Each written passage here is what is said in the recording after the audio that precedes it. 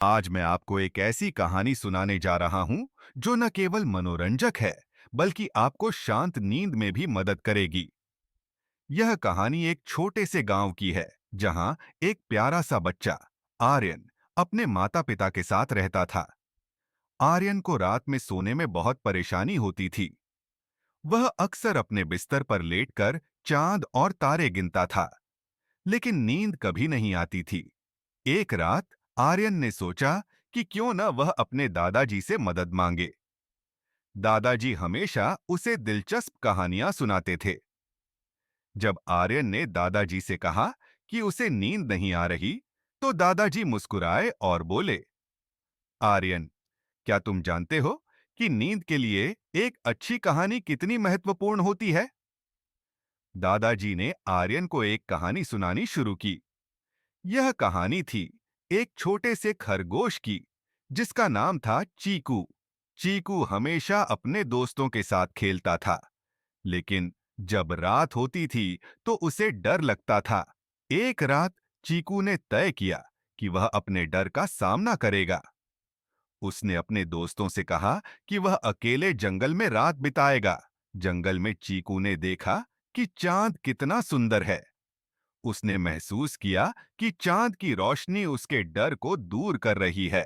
तभी उसे एक पुराना पेड़ मिला, जिसके नीचे एक नन्हा पक्षी अपने घोंसले में बैठा था।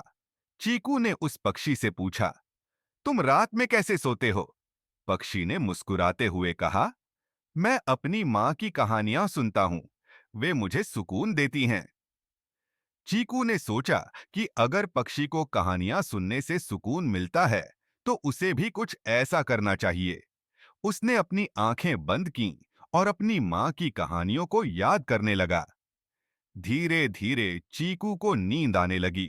दादाजी ने आर्यन से कहा, देखो आर्यन, चीकू ने अपने डर का सामना किया और कहानियों की मदद से उसे नींद आई। आर्यन ने सोचा कि वह भी अपनी मां की कहानियां याद कर सकता है। उसने अपनी आंखें बंद कीं और अपनी मां की कहानियों को याद करने लगा। धीरे धीरे आर्यन की आंखें भारी होने लगीं। उसे महसूस हुआ कि कहानियां न केवल मनोरंजन करती हैं, बल्कि हमें सुकून भी देती हैं। जब उसने अपनी आंखें खोलीं, तो उसने देखा कि चांद आसमान में चमक रहा है और उसे नींद आ रही है।